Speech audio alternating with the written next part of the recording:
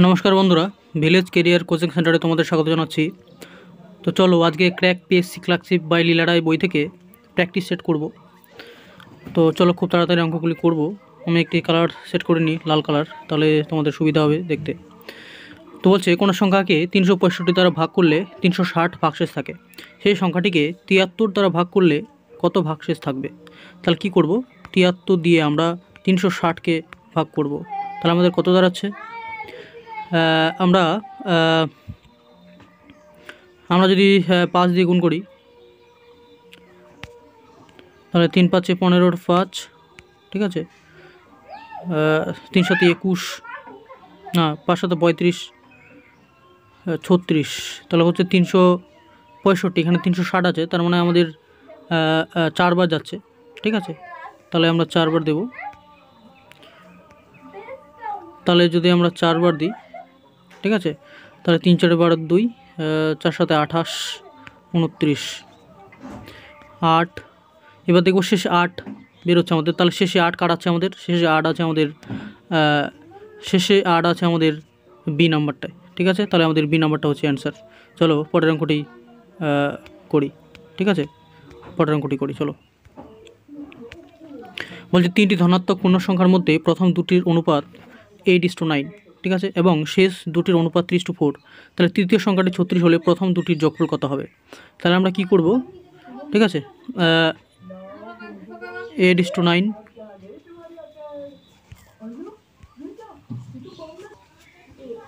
তাহলে দুটি সংখ্যার অনুপাত প্রথম দুটির অনুপাত 8:9 এবং শেষ দুটির অনুপাত 3:4। তাহলে আমরা এদিকে লিখব 9, এদিকে লিখব 3। তাহলে আমাদের আসছে 3, এখানে কাটলে হবে 3, এখানে কাটলে হবে 3, ঠিক আছে। তাহলে আমাদের আর কাটছে না দেখতে পাচ্ছি আমি। তাহলে পড়ে থাকছে 8:9:12, ঠিক আছে। তাহলে আমাদের শেষ সংখ্যাটি বলেছে 36, তাহলে 36 যদি হয় আমাদের এখানে, তাহলে 36কে কাটবো আমরা, কালারটা চেঞ্জ করুন, 36কে কাটবো আমরা হচ্ছে 3 হবে। তাহলে 3 দিয়ে 9কে গুণ করবো, 3 9 27, ঠিক আছে। আর 3 দিয়ে 8কে গুণ করবো, 3 8 24। তাহলে 4 আর 7 কত হয়, 7 4 11, 1। তাহলে শেষে 1 কার আছে, 51। তাহলে আমাদের বি নাম্বারটা হচ্ছে অ্যান্সার, ঠিক আছে। বি নাম্বারটা হচ্ছে আমাদের বি নাম্বারটা হচ্ছে আমাদের অ্যান্সার 51। তো চলো পরের অঙ্কটি করি। কি বলছে, বলছে 2 অঙ্কের সংখ্যার অঙ্ক দুটির গুণফল 8, সংখ্যাটির সাথে 18 যোগ করলে সংখ্যাটি উল্টে যায়, সংখ্যাটি হলো, তাহলে সংখ্যাটি কত। বলছে 2 অঙ্কের সংখ্যার অঙ্ক দুটির গুণফল 8, তাহলে এখানে 8 একে 8, ঠিক আছে, 4 দুগুণে 8, 8 একে 8, 4 দুগুণে 8, ঠিক আছে। এবার বলছে 18 যোগ করলে সংখ্যাটি উল্টে যায়, তাহলে 18-এর সঙ্গে যদি আমরা যদি 24-এর সঙ্গে 18 যোগ করি তাহলে কত হচ্ছে, 8 4 12 2, তাই না। 2 আর 3, 3 একে 4, তাহলে সংখ্যাটি উল্টে যাচ্ছে 42, ঠিক আছে। 24-এর সঙ্গে 18 যোগ করলে 42 হয়ে যাচ্ছে, তাহলে আমাদের ডি নাম্বারটা হবে অ্যান্সার, ঠিক আছে। চলো পরের অঙ্কটি করি। বলছে একটি প্রশ্নপত্রের 50টি অবজেক্টিভ প্রশ্ন আছে যার প্রত্যেকটির মান 2, ঠিক আছে, যার প্রত্যেকটির মান 2, প্রতিটি ভুল হওয়ার জন্য হাফ নম্বর করে কাটে, ঠিক আছে, বা ঋণাত্মক নাম্বার। তাহলে একটি ছাত্র সবকটি প্রশ্ন উত্তর দিয়েছে, মানে 100টি প্রশ্ন ছিল, 100টা প্রশ্নের উত্তর দিয়েছে। আচ্ছা 50টি প্রশ্ন ছিল, 50টির উত্তর দিয়েছে, 50টির উত্তর দিয়েছে,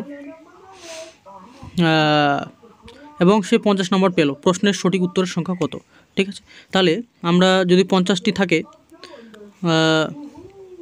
তাহলে তো নিশ্চয়ই 60টা প্রশ্নের উত্তর দিতে পারবে না। 50টি প্রশ্ন আছে মানে 50টাই দিতে হবে, তাহলে 60 তো হবেই না, ঠিক আছে। তাহলে ধরি যদি 40টি দেয়, 40টি দিলে তার নাম্বার হচ্ছে 80, ঠিক আছে। 40টি দিলে তার নাম্বার 80। এবার 40টা যদি প্রশ্ন দেয়, ঠিক আছে, 40টা যদি ঠিক হয় তার 80 নাম্বার হচ্ছে, আর 10টা ভুলের জন্য তার 5 নাম্বার কাটবে, ঠিক আছে। তাহলে আমাদের নাম্বার হচ্ছে 75, এটা তাহলে হবে না বি নাম্বারটা। এবার 25টা যদি ঠিক করে, 25টা ঠিক করলে তার নাম্বার হচ্ছে 50, ঠিক আছে।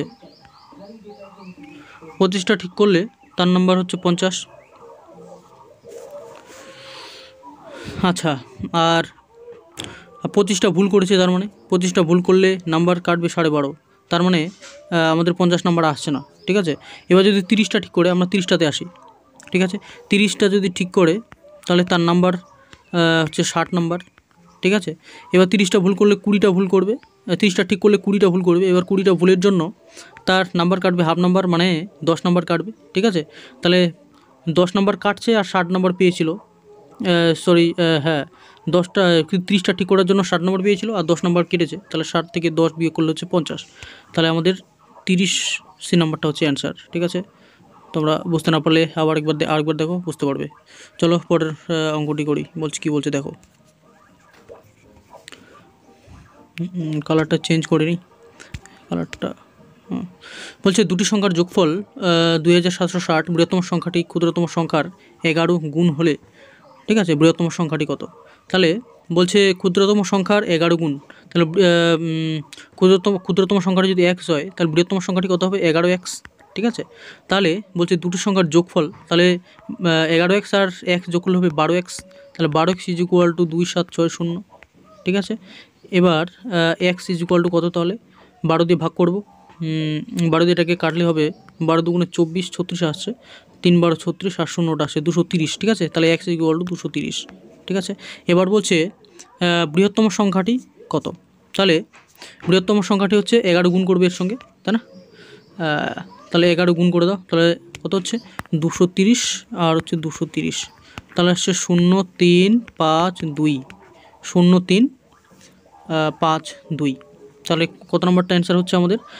নাকি আমাদের অ্যান্সার হচ্ছে ডি নাম্বারটা। ঠিক আছে, 0352 মানে 5 25 30। তা বলছে 100 আর 2000, 1000 আর 2000-এর মধ্যে কোন বর্গ সংখ্যা 13 দ্বারা বিভাজ্য? 1000 এবং 2000-এর মধ্যে কোন পূর্ণবর্গ সংখ্যা 13 দ্বারা বিভাজ্য? ঠিক আছে, তাহলে আমরা দেখতে পাচ্ছি যে 1000 আর 2000-এর মধ্যে এখানে যে 4টা অপশন দিয়েছে এর মধ্যে আমি দেখতে পাচ্ছি শুধু 15 এবং 21ই মাত্র পূর্ণবর্গ সংখ্যা। তাহলে নিশ্চয়ই একটি মাত্র সংখ্যা যে 15 21 এটি 13 দ্বারা বিভাজ্য হবে। ঠিক আছে, তো চলো পরের অঙ্কটি করি। তো পরের অঙ্কটি বলছে 65টি চেয়ারের দাম 40টি টেবিলের দামের সমান। 65টি চেয়ারের দাম 40টি টেবিলের দামের সমান। একটি টেবিলের দাম 39 টাকা হলে একটি চেয়ারের দাম কত?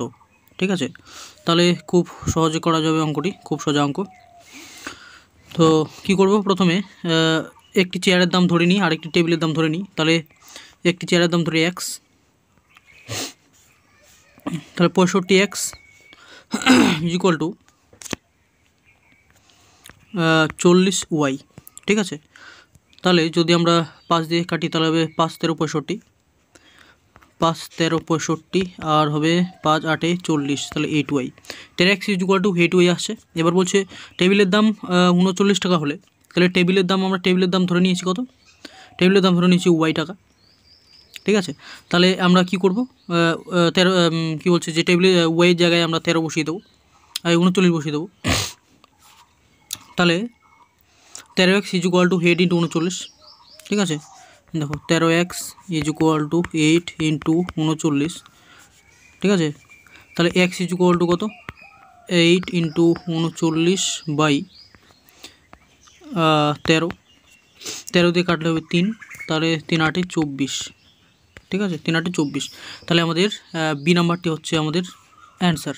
ঠিক আছে, তাহলে বি নাম্বারটা হচ্ছে ডি নাম্বারটা হচ্ছে আমাদের অ্যান্সার। ঠিক আছে, চলো পরের অঙ্কগুলি করি। বলছে দুটি সংখ্যার গুণফল 8075 এবং পার্থক্য 10 হলে একটি সংখ্যা কত হবে? তাহলে আমরা এখানে পাচ্ছি a - b = 10। ঠিক আছে, আর ab = 8075। ঠিক আছে, এবার আমরা b = কত পাচ্ছি? b = 8075/a এটা পাচ্ছি। ঠিক আছে, এবার বি এর জায়গায় আমরা যদি এই মানটা বসিয়ে দিই 8075/a এখানে 1 নম্বরে। ঠিক আছে, তাহলে আমরা কত পাচ্ছি? তাহলে a - 8075/a a is equal to 10। ঠিক আছে, উপরে করছি আমরা a minus 8,0,7,5 by a is equal to 10। ঠিক আছে, বা a square minus 8,0,7,5 a 8,0,7,5 a is equal to 10 a, তাই না? আচ্ছা, 8,0,7,5 এ হবে না, এটা কাটা। ঠিক আছে, 8,0,7,5 এ হবে না, শুধু 8,0,7,5 হবে। ওকে, আচ্ছা, তাহলে আমরা এটাকে যদি সাজাই তাহলে কী হবে? এ স্কোয়ার মাইনাস 10 এ মাইনাস 8,0,7,5। ঠিক আছে, আচ্ছা, তাহলে 8,0,7,5কে আমরা এমনভাবে ভাঙাবো যে বিয়োগ করলে 10 আসবে, তাই না? আচ্ছা, তাহলে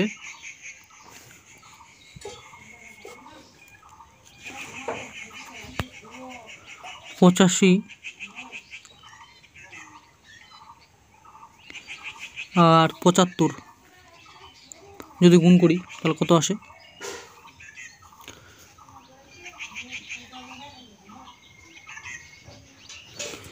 এ স্কোয়ার মাইনাস 10 এ মাইনাস 8,0,7,5।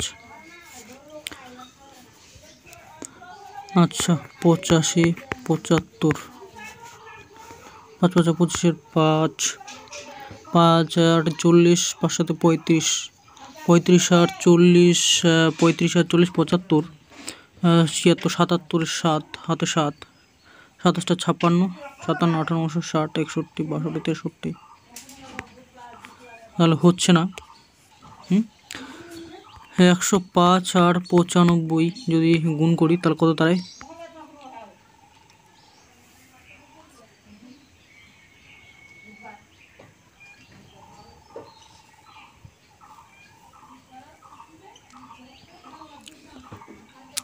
পাঁচ 5 25, 5 2, 5 একে 5, 5 9 45, 5 4 9 কে 9, বেশি হয়ে যাচ্ছে। 95 আর 85 যদি করি, 95 আর 85, ঠিক আছে, তাহলে কত দাঁড়াচ্ছে? 5 5 25, 5 5 9 45, 5 8 40, 45 আর 40,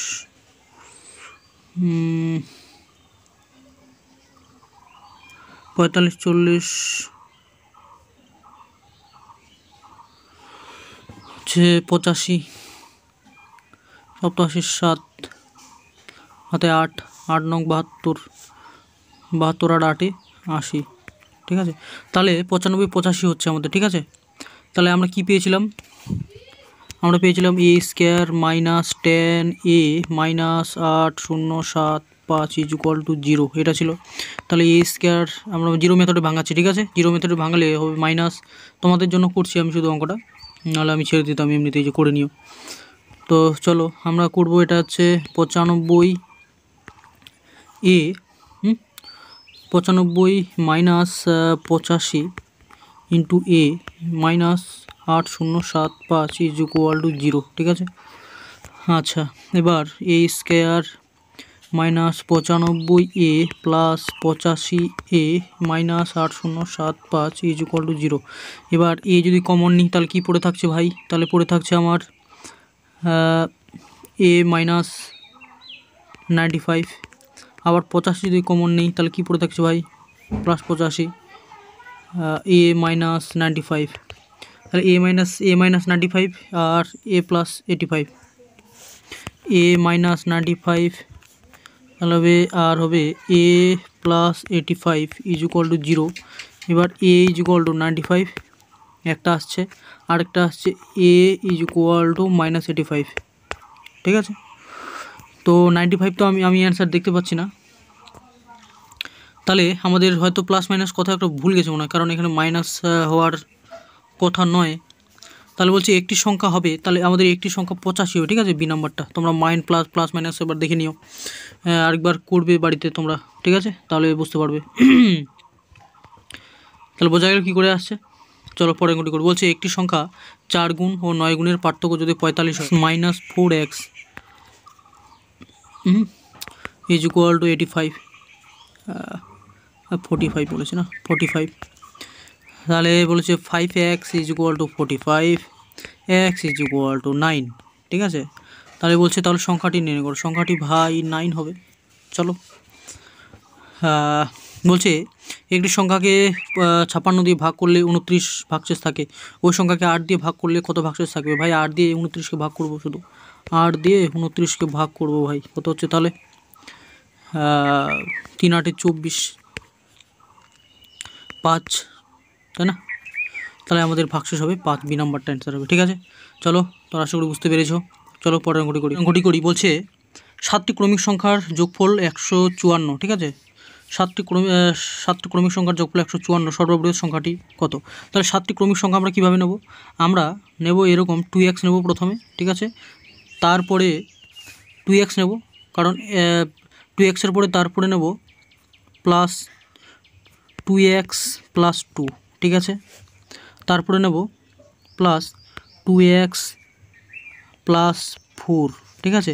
এবার আমরা উল্টো দিকে নেব, ঠিক আছে, আবার নেব আমরা কি 2x মাইনাস 2, হ্যাঁ, ঠিক আছে, তারপরে নেব প্লাস 2x মাইনাস 4, ঠিক আছে। আচ্ছা 6 অবধি নিতে হতো না, ভুল করলাম। আচ্ছা 2x প্লাস 4 হলো। এবার নেব প্লাস 2x প্লাস 6, ঠিক আছে। এবার আমরা উল্টো দিকে নেব plus 2x minus 2 plus 2x minus 4 plus 2x minus 6, ঠিক আছে, এটা নেব। এবার আমাদের কি হবে, আমাদের যে এই যে 2 2গুলো আছে, তাই না, 2 2গুলো আমাদের যোগ হয়ে যাবে। এই যে 2 2 2 2 2 2 2, ওটা হচ্ছে 1 2 3 4 5 6 7টা, তাহলে ঠিক আছে। তাহলে 7x ইজ ইকুয়াল টু হবে 154। আর আচ্ছা বাকিগুলো, এই যে বাকিগুলো যে আছে আমাদের, বাকিগুলো কাটবে, ঠিক আছে, ব্র্যাকেটগুলো তুলে দিলেই কিন্তু কাটবে। যেমন 7x কেন ভাই, 14x আসবে না, 14x ইজ ইকুয়াল টু 154, তাহলে x ইজ ইকুয়াল টু আমাদের আসছে 11, ঠিক আছে। এবার আমরা এটাতে বসাবো হচ্ছে ওই প্লাসের 2x প্লাস 6, তাহলে 2x প্লাস 6-এ যদি আমরা 11 বসাই তাহলে কত হচ্ছে, 11 দুগুণে 22 আর যোগ 6, 22 6 28, ঠিক আছে। তাহলে আমাদের আসছে 28, সি নাম্বারটা হচ্ছে আমাদের অ্যান্সার, ঠিক আছে। চলো পরের অঙ্কটি করি। বলছে একটি ছাত্রদল 4,802 টাকা খরচ করে, ঠিক আছে। ওই ছাত্রদলে যত ছাত্র আছে প্রত্যেক ছাত্রকে ততগুলি 50 পয়সা খরচ করে, প্রত্যেক ছাত্র কত টাকা খরচ করে তার পরিমাণ। তাহলে এখানে টাকার কথা বলেছে, তাহলে 50 পয়সা যদি 4,802 টাকা হয়, তাহলে এই 4,802 টাকা কতগুলি 50 পয়সা নিয়ে 4,802 টাকা করবে, কতগুলি 50 পয়সা লাগবে, তাহলে ডবল হয়ে যাবে ভাই। 4,802-এর ডবল কত, 4,802-এর হচ্ছে ডবল হচ্ছে 9604, ঠিক আছে, 2 দিয়ে গুণ করলে এটা দাঁড়ায়, তাই না। তাহলে আমাদের যদি এটা দাঁড়ায়, এবার বলছে প্রত্যেককে যতগুলি ছাত্র আছে প্রত্যেকে ততগুলি 50 পয়সা খরচা করে, ঠিক আছে। তাহলে আমরা এটার বর্গ তৈরি করবো ভাই, বর্গমূল করবো, এটার বর্গমূল করব। এবার বর্গমূল কী করে করব, এখানে ধরো এ নাম্বারটা শেষে 49-এর একক সংখ্যা 9 আছে, এবার 9 9 কত 81, 81-র 1 আছে, কিন্তু এখানে তো 4-এর 1 নাই, এখানে তো 4 আছে 1 নাই, তাহলে 1 নাম্বারটা হচ্ছে না। যেমন এখানে বি নাম্বারটা শেষে 8 আছে, তাহলে 8 আসছে 64, ঠিক আছে, 64 4, তাহলে 8 নম্বরটা হতে পারে, মানে বি নম্বরটা হতে পারে। শেষে যেমন সি নম্বরটা 6 আছে, তাহলে 6 36 6 লাগতো এখানে, কিন্তু এখানে 4 আছে। 7 7 49 9 লাগতো, কিন্তু এখানে 4 আছে। তাহলে আমরা নিশ্চিত যে আমাদের অ্যান্সার হচ্ছে বি নাম্বারটা। তোমরা বুঝলে কি না? বুঝলে একটি থামস আপ করে দিও কেমন লাগলো আমার এই টেকনিক, ঠিক আছে। আর যদি বুঝতে না পারো তাহলে আরেকবার স্কিপ করে দেখো। তোমাদের বলি যে 96 0 4 এর বর্গমূল হচ্ছে 98, ঠিক আছে। 98 বর্গ হচ্ছে 96 0 4। আর আমি খুব তাড়াতাড়ি করার জন্য বলছি যে শেষে আমি করে দেখবো যে 8 64 4 আসছে। তাহলে এখানে আমাদের 4ই আছে, তার মানে এটা পুরোটা 4ই মানে এটাই আসবে, ঠিক আছে, 98কে করলে। তো চলো পরের অঙ্কটি করি। 24 গুণফল পাওয়ার জন্য 6.2 3 সংখ্যাটির সঙ্গে কত গুণ করতে হবে? 24 গুণফল পাওয়ার জন্য 6.3 সংখ্যাটির সঙ্গে কত গুণ করতে হবে, ঠিক আছে। তাহলে আমরা আগে এটা ভাঙিয়ে নিই। 3 6 18 19 20, 20/3, ঠিক আছে। এখানে আছে 20/3 হলো। আর এখানে 24 গুণফল বলেছে, তাহলে যদি 24কে ভাগ করি তাহলে তো পাওয়া যাবে না, কত গুণ করব, তাহলে 24কে ভাগ করব, তার মানে 24 × 3/20, ঠিক আছে। 20কে কাটো, তাহলে কত হচ্ছে? 2 দিয়ে কাটলে 10 হচ্ছে, 2 দিয়ে কাটলে 12 হচ্ছে, 2 দিয়ে কাটলে 5 হচ্ছে, 2 দিয়ে কাটলে 6 হচ্ছে, তাই না? তাহলে 3 6 18, 18/5, ঠিক আছে। 18/5 মানে 18/5, কিন্তু উত্তর তো সেভাবে দেওয়া নেই, তাহলে ভাগ করে দেবো। 3 5 15, 3 আসছে, তাহলে 3 × 3/5, ঠিক আছে। এটা হচ্ছে আমাদের অ্যান্সার, এই নাম্বারটা।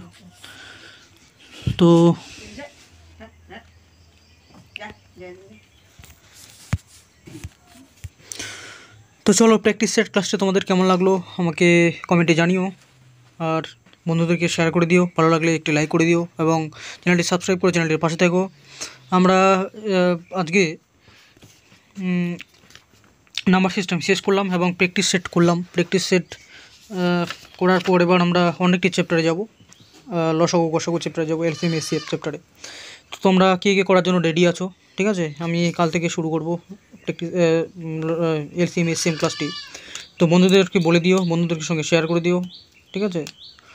তো তোমরা তাড়াতাড়ি একটু সাবস্ক্রাইব করে আমাকে 1K করে দাও, তাহলে 1K সাবস্ক্রাইব হলেই আমি লাইভ ভিডিও নিয়ে লাইভ ক্লাস নিয়ে আসবো তোমাদের সামনে, অঙ্ক করব, ঠিক আছে। তো ধন্যবাদ, ভালো থেকো ততক্ষণে, এরপরে দেখা হচ্ছে, নমস্কার।